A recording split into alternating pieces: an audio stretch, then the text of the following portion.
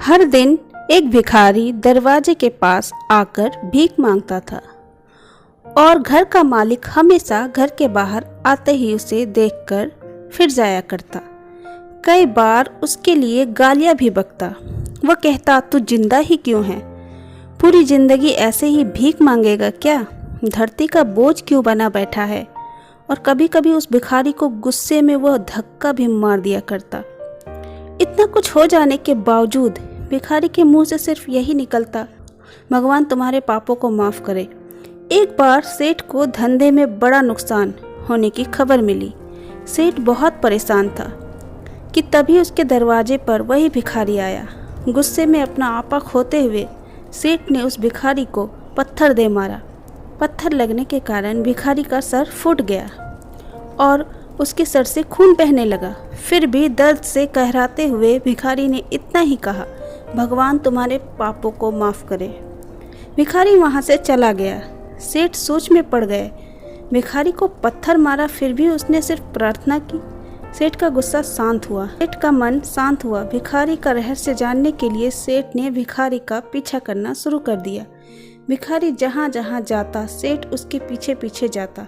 सेठ ने देखा कि कोई उसको खाना देता, कोई उसको मारता, कोई अपमानित करता तो कोई गाली देता। लोग भिखारी के साथ चाहे जैसा व्यवहार करते, लेकिन भिखारी सबके लिए एक ही प्रार्थना करता, भगवान तुम्हारे पापों को माफ़ करे। अब रात होने को आई। भिखारी अपने घर जाने के लिए लौटा। वो अपने घर पर पहुंच गया, लेकिन सेठ अब भी उसका पीछा कर ही रहा था। एक पुरानी टूटी हुई खटिया पर एक बूढ़ी औरत लेटी हुई थी। काफ़ी कमज़ोर और बीमार लग रही थी। वह भिखारी की पत्नी थी। अपने पति को वापस आता देख वह खाट से उठ खड़ी हुई। पत्नी ने अपने पति के भीख वाले कटोरी में देखा, उसमें सिर्फ आधी बासी रोटी थी। उसे देखकर वो बोली, आज बस इतना ही मिला? और हाँ, आपके सिर से खून निकल रहा है, ये चोट कैसे लगी? बूढ़ा भिखारी बोला, आज बस इतना ही मिला, किसी ने कुछ दिया ही नहीं। सबने गालियाँ दी और एक ने पत्थर भी फेंका, इसलिए मेरा सर फूट गया। एक गहरी ठंडी सांस लेकर बूढ़ा भिखारी फिर से बोला, यह मेरे ही पापों का फल है। तुम्हें याद है कुछ साल पहले हम कितने अमीर थे?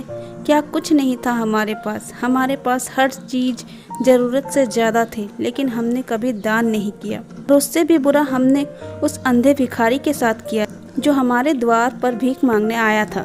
बूढ़ी पत्नी की आंखों में आंसू आ गए। वो बोली, हाँ, हम उस बेचारे अंधे के साथ बहुत बुरा करते थे, उसका अपमान करते थे, उसे खाने के लिए रोटी की जगह कागज दिया करते थे,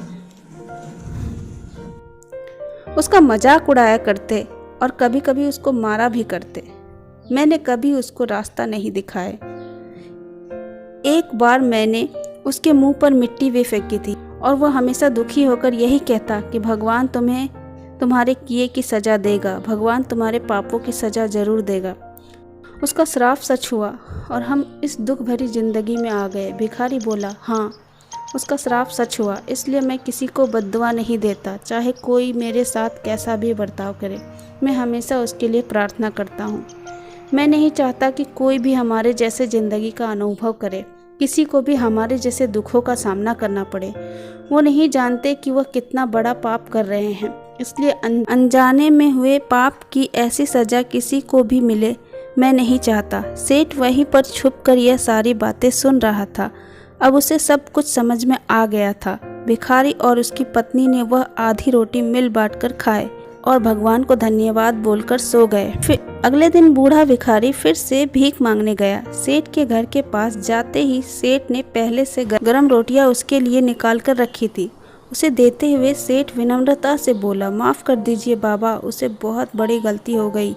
बूढ़ा भिखारी बोला, भगवान तेरा भला करे। इतना कहकर वह आगे निकल गया। इस कहानी से जो सीख लेने लायक है वह बड़ी सिंपल है कि आदमी चाहे किसी के बारे में बुरा कहे या भला, लेकिन भगवान सिर्फ कर्म के ही हिसाब से उसको फल देता है।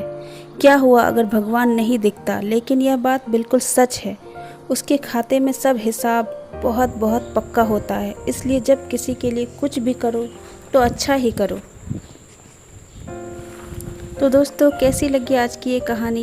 वीडियो पसंद आई तो वीडियो को लाइक करिए, चैनल को सब्सक्राइब करिए ताकि हमारा मनोबल बढ़ता रहे और हम आपके लिए ऐसी ही और भी कहानियाँ लेकर आ सके। तब तक अपना खूब सारा ख्याल रखिए और अपनों का भी खूब सारा ख्याल रखिए।